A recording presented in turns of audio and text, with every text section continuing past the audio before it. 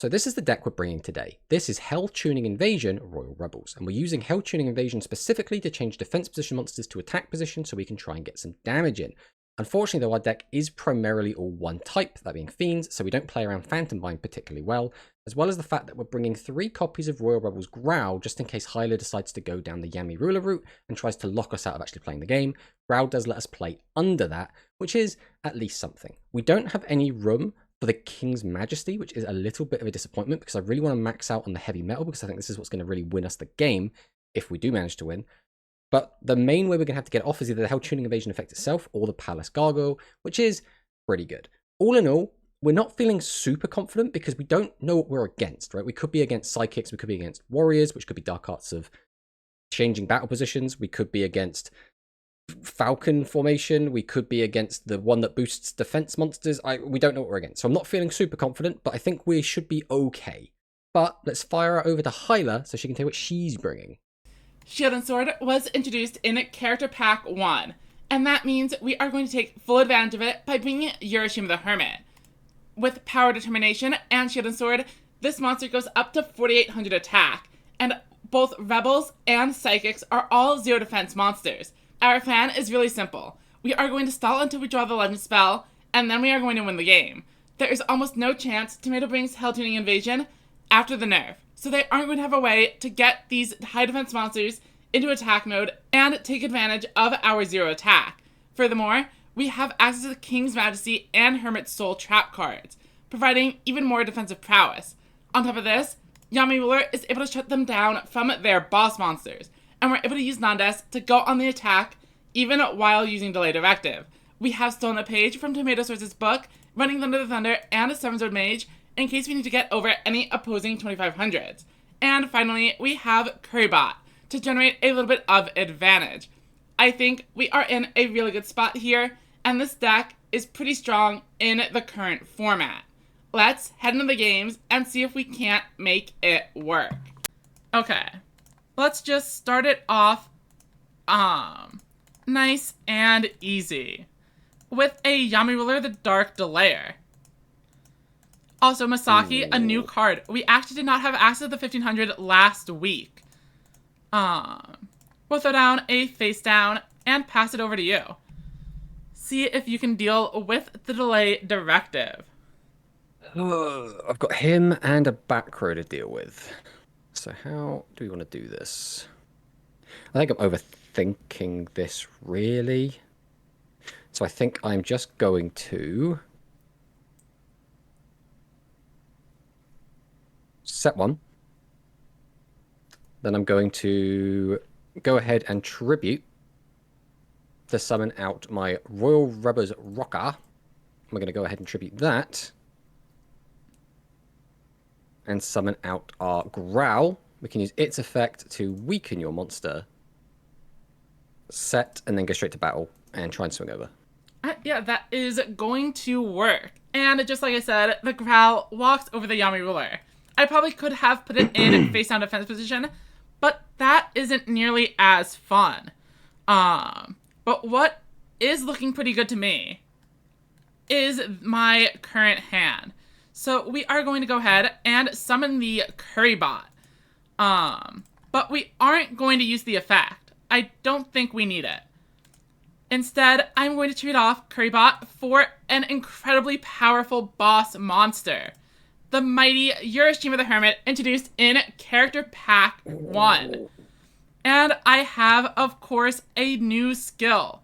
Or rather, an old one. Semi-Ruler is not in the game, but Power of Determination will provide Urashima the Hermit with 2,800 attack points. But Urashima the Hermit is not the only new card added to my deck.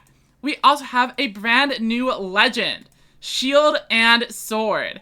This provides another 2,000 attack points to Urashima, while simultaneously reducing Growl to 0. I'll summon out a couple of additional monsters, and we will head into the battle phase. With this, as long as I'm able to clear over your defense position monster, this is game. But you might be able to stop me if this face down is what I think it is. Hey. Alright, so the Everyone's babysitter favorite goat, goat. also a brand new addition. So I am forced to end my turn here. That was a very scary turn that you just had. Is there... so now I'm a little bit worried about my life being so low. So now I don't really want to be leaving anything weak-ish on the field if I don't have to. If I recall, there shouldn't be anything to change defense mode to attack mode at the moment. So maybe I just leave the goat just kind of hanging out. I think for now, I'm going to summon out my Palace Gargoyle. I'm going to go ahead and activate its effect. We're going to discard the Karibot to increase its level. Then I can set and then tribute 2 monsters. And call upon the mighty Heavy Metal. We can then use Heavy Metal to pop a monster. Set a card in defense. Go to battle. And then... I think there's no real reason to attack into Urashima Warrior, so we'll just get him for the 38, and we'll just pass. This card is not quite able to defeat your Royal Rebels Heavy Metal. And unfortunately, I don't have the Dark Arts of Celerity to switch it over to defense mode. But I can bring in a Thunder the Thunder. And that'll give me the 300 attack points I need to clear. For my final card, Pretty good. Masaki will be removing that pesky goat. Swing in with everything, and as long as it's not a second goat face down, this board should be looking pretty empty. I'm sat here like second guessing whether or not like some of my cards are legal now. How do we want to do this? So I could do that. Get rid of that, I guess. Is there a way I can try and lethal you? I think that might be a bit of a tall task. I could do that into that into that. That might be the best I'm going to get if I did. That'd be... Okay. Alright. I'm going to summon out Palace Gargoyle. Then I'm going to... I mean, do I even need to use Palace Gargoyle effect? Kinda.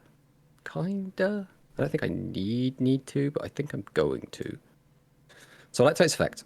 And I'm just going to discard a Heavy Metal. Then I'm going to tribute it off to summon out a Growl.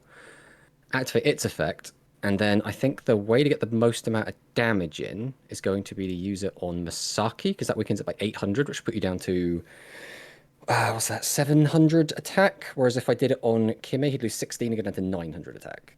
So I think I do this. Then I tribute... I guess I should tribute this one because it's got worse attack. Oh, and defense, I suppose.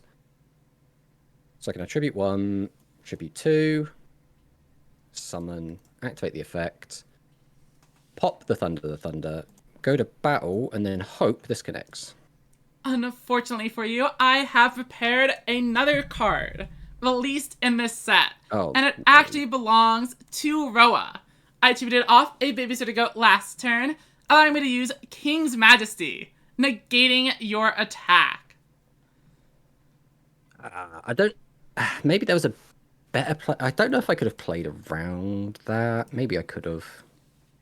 With the cards I would have had to on not summon field, Growl. Kime Ruler clears out the Heavy Metal, and Masaki clears Feral Imp. So I need just a 900 attack point monster to end the game. I summon out Babysitter Goat. And Power of Determination doesn't just work on Urashima. Any 0 attack monster is able to be boosted. I enter battle, trade with the Heavy Metal, attack with Masaki, and then finish off Roa with their own card. Okay, so we're expecting that to be a Sage, I suppose. This hand is... I mean, it's not bad. I shouldn't sit here and say this hand's bad. But it's not quite what I'm hoping for. So I'm going to go ahead and just copy you Except I don't have a tribute set. And then we'll just pass. We were looking for a Kime ruler there. Not quite that lucky. So I think we will flip over a few monsters, throw a card face down, and that's about it. Try to clear over the many 1400s you own, and hopefully find a 0 in the meantime. Pass it over. Okay, let's see what we get.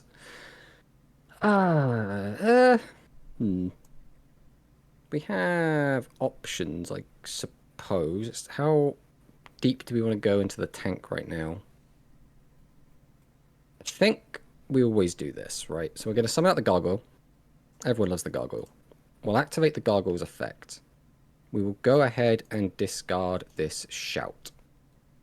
Then I'm going to set another monster. And then go ahead and tribute to. And summon the heavy metal. We'll activate heavy metal's effect. And we'll go ahead and pop the Masaki. Then I think I'm just going to set this. And then go straight to battle. And we will attempt to attack over the warrior for big damage. We'll pass. All part of my plan here. I, of course, did want you to inflict the damage to keep my Urashima the Hermit safe. And that means it is time to activate our skill again. Power of Determination, buff Urashima, and we have the shield and sword. Oh, this is the one thing I didn't want. I was like, as long as you don't have the shield and sword, it's fine. I was like, what are the chances that 2 games in a row? But I mean, those defense position monsters are pretty scary, and with a heavy metal coming out and absorbing anything, I think I need to just set the other 2 monsters. So we'll see how that goes for me. Let's enter the battle phase, get in for a ton, but you shouldn't be able to kill me this turn. We will set a monster. Then I'll go ahead and tribute to summon out my Growl. Then I'm going to tribute again and get out a heavy metal. Then I'm going to set, go to battle, and swing into this lovely 0 attack monster. And then pass the turn. My life points are looking pretty low. And last week you did bring a pretty threatening Pierce. But I don't think I have anything. We are setting a card and passing. So if I flip this up. Why? What have I misunderstood? Oh. Are you on hell tuning? Maybe. It needs to be exactly 2 now. We are going to go ahead and tribute off. We'll summon out everyone's favorite invasion. Then we'll set and go straight to battle, and we will just attempt to attack over some of these. Unfortunately, the new wording on Hell Tuning Invasion means I need to have 2 level 4 or lower fiend types, and my face down monster was a spellcaster, which meant I couldn't flip your monsters up and just attack for game. Oh, actually, I think I did have a play. Yeah, I'm just so stupid. if you tributed off the spellcaster and the heavy metal for the invasion, and normal summoned another one, yeah. Yeah, in my head I was like, well, I need the heavy metal. He's the one that's going to kill you.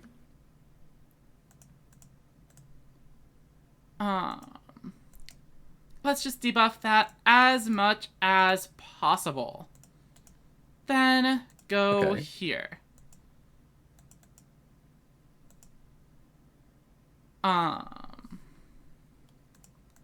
Then I suppose I set a monster.